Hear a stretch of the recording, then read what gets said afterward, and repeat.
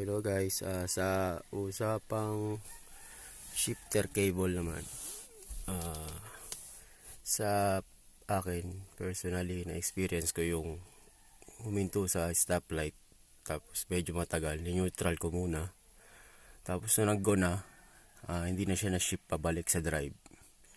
So yun, kadalasan bumibigay sa shifter cable natin ay yung sa ilalim. Meron din dito sa ibabaw, pero hindi ko pa na-experience magbaklas o mag DIY. Yung sa ilalim, nung time na nasiraan ako, nagpa-rescue muna ako. Pero minsan may na-rescue na rin ako, so trinay ko, nagawa naman. So yun ang i-discuss natin, yung sa ilalim. Sa bolt, ito yung isa sa mga bolt ng takip nung shifter cable sa ilalim. So sa 10mm siya sa socket. Ayan. Or sabi ng internet, kapag sa inches 3/8 siya, pero dito sa akin tools nagkasya yung 1332. Hindi ko alam kung mali yung tools ko or may iba pang computation, kaya dito siya nagkasya sa 1332. Pero kadalasan kung metric nga ang gagamitin, 10mm. Medyo nasanay lang tayo sa metric, although minsan yung mga English cars or American brands ay inches dapat. So sa kailangan din may extender. May isang part kasi doon na mahirap tanggalin yung bolt pag walang extender. So makikita nyo pag pumunta tayo sa ilalim. So yan, try na natin pumunta sa ilalim. Dito siya banda.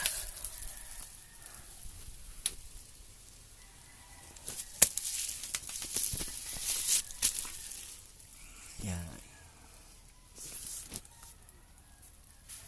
Ito. Tanggalin yan. So, saglit lang ha. Popos ko lang at papwesto ako ng maganda. So, yan siya. Ito yung sinasabi kong kailangan ng extender. Kasi hindi mo siya mapipit pag wala. Dahil ito yung muffler eh. Yan. So, yun siya. So, yan yung bolt. Ito isa. So, ito nga yung pangalawa. Sa pangatlo, nandito sa tulo. Yan, tinanggalan ko na eh. So yan, kahit paano, kailangan din extender kasi medyo alangan din yung pwesto. So sa akin, meron kasi ako yung skid plate na nilagay. So ganyan na itsura niya, yan. Pero pag wala, ito kagad makikita nyo, ganyan. Tapos, since lifted ako, tapos medyo malaki rin ang size ko. Kung titignan nyo, kasya naman ako. Yan. Ito yung step ko, step board. Minsan nga, mini-rescue ko, hindi siya lifted. So, medyo sakto lang yan dyan. Yan. So, hindi ko alam ganun pala kalaki ang difference ng 2 inches. So, yun. Tatanggalin ko muna yung mga bolts na nasabi, 3 bolts yan. Tapos, ipopost ko muna ulit. So, ito yung tsura nung tanggal na yung cover. So, dito nga yung isang bolt. Dito. Ito. Yan. So, ito yung pinaka-shifter cable. Yan. Yan. Punta sa taas yan. Tapos, dito siya nakakonect. Ito yung kadalasan bumibigay yan. Nakakalas yan dyan. Nakaalis na. Ngayon, kung ang problem nyo hindi nga match yung sa gauge at yung sa mismong cambio, ang gawin nyo, i-on nyo muna yung engine para makita nyo kung saan nakalagay sa gauge. Then saka nyo i-move to yung bakal na yan, papunta doon sa tamang match sa gauge. Kunyari parehas part yung dadalhin. Naka-on lang ang engine na hindi naka-start. Siyempre, minsan may cases din na hindi mo nga ma-start kasi naiwan sa drive. So, on lang. Ngayon, pag match na, pwede mo na ulit ipasok tong shifter cable dyan. Tapos, tatalian ng cable tie temporarily. Yun.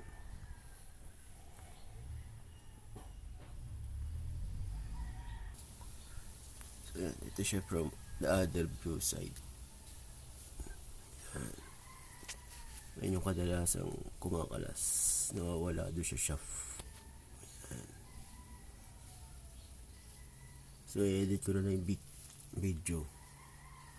Sakali lalagyan ko ng mga pictures ng itsura ng na-repair na.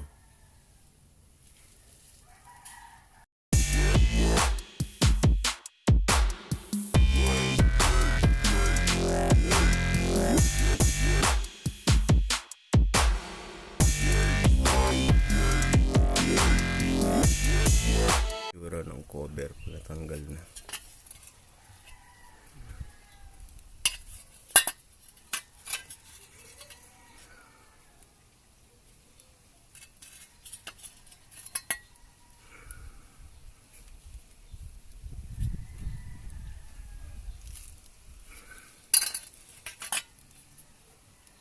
Ayan. So, sa akin nga, may skid plate. Iba yung view. Pero kung ikakabit nyo na yung cover, ayan. Ito siya. Match nyo lang naman yung tatlong butas ulit eh. Ayan. So, ito. Tapos, ito. O yun, yung medyo malalim. Ito. So, kabit nyo muna yung bolt. Para sa huli, higpitan nyo na lang. At di rin kayo matagal magpipihit.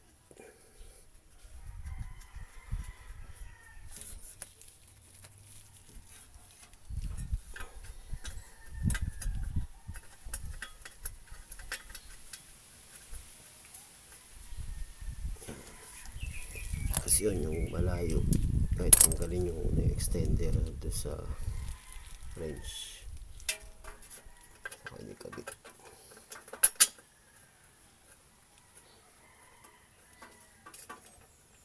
Yan, so ito yung extender.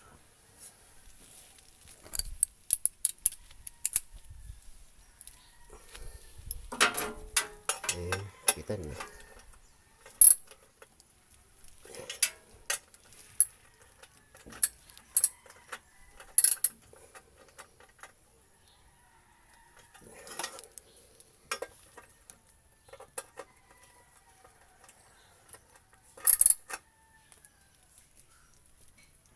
Okay.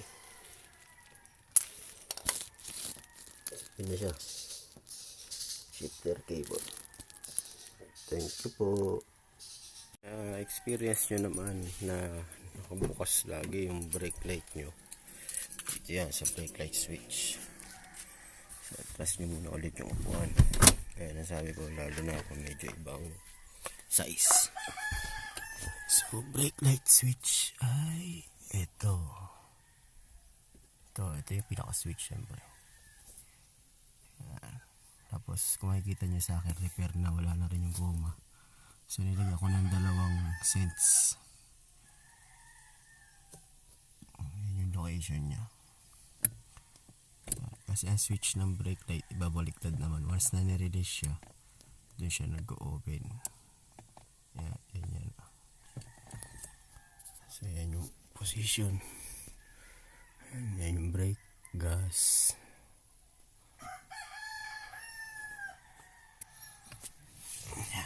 Naitiban ko lang yung 2 seats.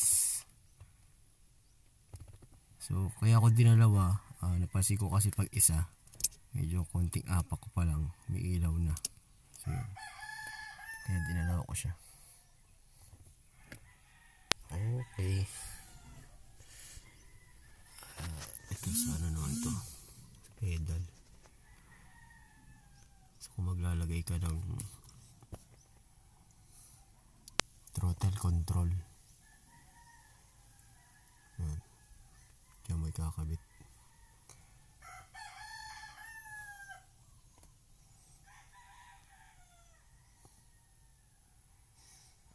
Ito naman yung OBD port. position niya.